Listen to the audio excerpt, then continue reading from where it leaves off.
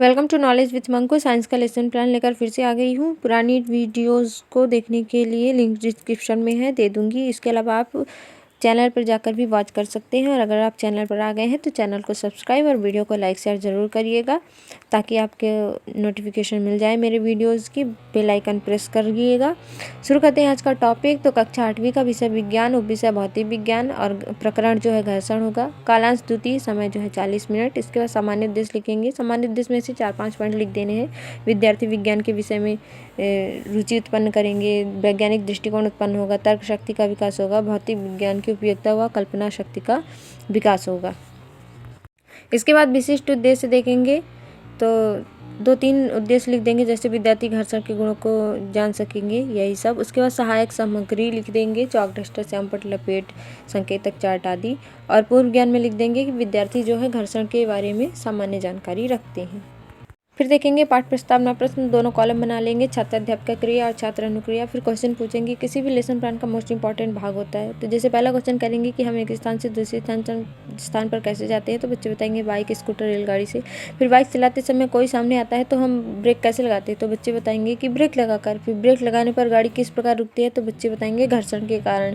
फिर टीचर पूछेंगे कि घर्षण बल के बारे में विस्तार पूर्वक बताइए, तो बच्चे जो है मौन हो जाएंगे। यही से उद्देश्य कथन उत्पन्न हो जाएगा कि हम सभी घर्षण के बारे में पढ़ेंगे। उसके बाद कॉलम बनाएंगे पाठ प्रस्तुतिकरण का, शिक्षण बिंदु, छात्र अध्यापक क्रिया, विद्यार्थी क्रिया, शिक्षण विधि और श्यामपट्टकार और सभी चीज़ें लिख देंगे। उसके बाद विकासात्मक प्रश्न के बाद यहाँ पे स्पष्टीकरण करेंगे कि जब कोई वस्तु किसी सतह पर गति करती है तो उसकी गति के विरुद्ध एक बल कार्य करता है, जिसे घर्षण बल कहते हैं। इसी बल के कारण चौक रुक जाता है। और जो है विद्यार्थी यहाँ पे ध्यानपूर्वक सुनेंगे। विधि जो होगी स्पष्टीकरण होगी। अब जो ये स्पष्ट कर दिए, इसके बोध प्रश्न भी उत्पन्न होंगे। 2-3 बोध प्रश्न भी लिख देना है। जैसे यहाँ पे मैंने लिख दिया है कि घर्षण बल कम से कम कितनी वस्तुओं की ज़रूरत पड़ती है, घर्षण बल गति कर रही है, वस्तु किस दिशा में लगता है, कर देंगे। विधि यहाँ पे आप लिख सकते हैं प्रश्नोत्तरी विधि। इसके बाद हम लिखेंगे विकासात्मक प्रश्न फिर से, जैसे कि और शिक्षण बिंदु लिख देंगे, घर्षण के लाभ और हानि। फिर शिक्षण बिंदु में लिखने के बाद 2 क्वेश्चन बनाएंगे। जब बच्चे मौन हो जाएंगे तो उसका स्पष्टीकरण करेंगे, जैसे कि घर्षण से होने वाले लाभ व हानि के बारे में बताइए। ये बच्चे नहीं बता पाएंगे, तो इसका स्पष्टीकरण करेंगे कि घर्षण बल के लाभ। घर्षण बल हमें पृथ्वी की सतह पर चलने में सहायता प्रदान करते हैं। बच्चे जो है इस चीज़ को ध्यानपूर्वक सुन। और विधि जो होगी यहाँ पे व्याख्यान विधि होगी।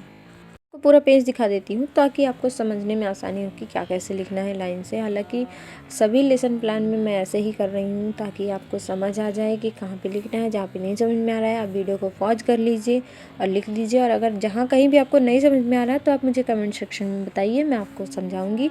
इसके अलावा अगर किसी और टॉपिक पर भी लेसन प्लान चाहते हैं तो कमेंट करिए। उसके बाद नेक्स्ट पेज में घर्षण की हानि लिखेंगे। तो 2-3 हानियाँ भी लिख देनी है। जिससे यहाँ पे मैंने लिख दिया कि घर्षण के कारण वस्तुओं में घर्षण बिंदु किस जाता है। घर्षण के कारण गति वस्तु की ऊर्जा काफ़ी मात्रा में व्यर्थ बच जाती है। घर्षण बल के कारण वस्तु को एक स्थान से दूसरे स्थान ले जाने में ज़्यादा बल लगता है। नॉर्मल सी बात है। और लिख देंगे सभी चीज़ें। फिर इसके बाद श्यामपट्टकार में लिख देंगे, जो भी हम पढ़ाएंगे उससे रिलेटेड चीज़ें लिख देनी है। फिर मूल्यांकन प्रश्न में 2 प्रश्न लिख देंगे कि घर्षण क्या है, घर्षण के लाभ क्या हैं। निरीक्षण में कक्षा में घूमकर निरीक्षण करेंगी छात्र अध्यापक। और गृहकार में लिख देंगे कि बल के 5 लाभ बताओ। इसी के साथ वीडियो को ख़त्म करती हूँ और मिलते हैं नेक्स्ट टॉपिक के साथ। तब तक के लिए बाय बाय। और चैनल को सब्सक्राइब ज़रूर करें।